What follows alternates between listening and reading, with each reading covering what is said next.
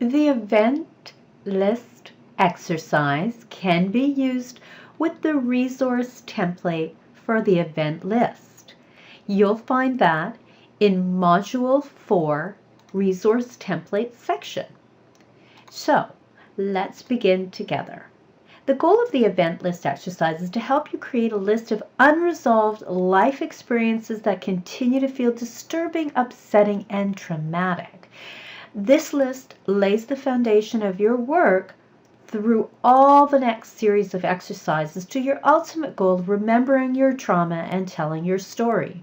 This exercise also helps you enhance your physical, emotional, and cognitive skills and gain awareness of and extinguish, really work through the events that have been causing you difficulty. In this exercise, you'll be reviewing your life with short, simple descriptions, starting with your birth to the present.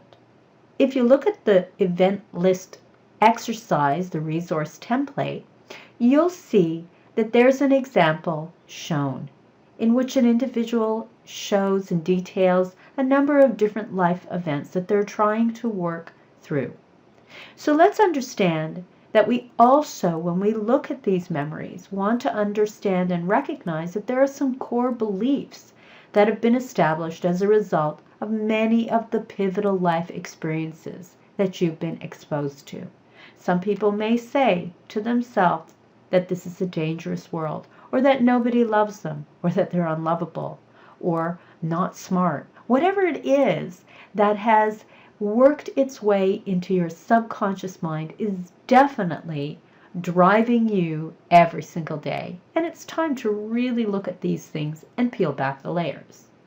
First, let's remember the subjective units of distress rating scale, in which you rate events based on a 1 to 10 scale, where 1 describes a feeling of calm, 5 is some upset but you can handle it, and 10 is the worst feelings of distress. You feel really out of control.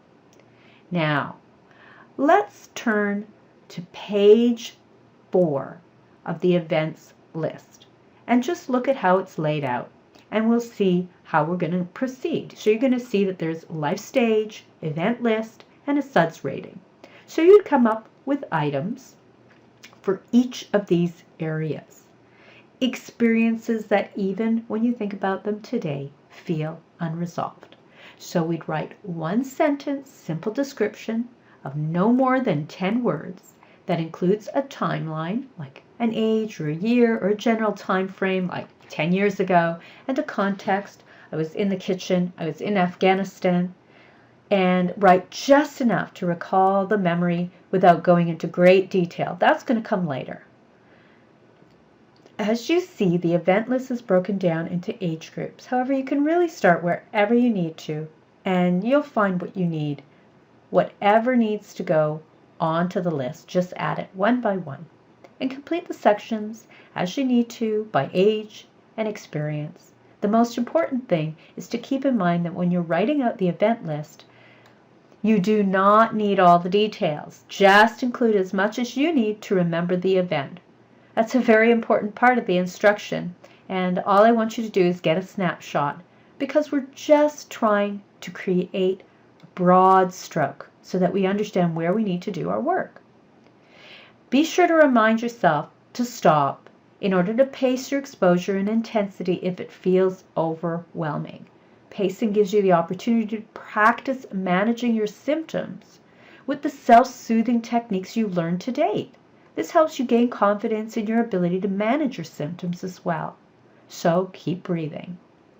Once the list is complete, read all the memories again, this time reflecting on them and assigning a SUDS rating, the subjective units of distress. How upsetting is it to you in this moment, even though it happened in the past? And choose a number from 1 to 10 that best reflects your feelings of discomfort right now.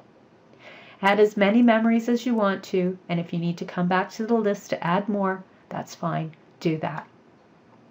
Thank you so much for working through this exercise, and keep moving forward in your trauma recovery.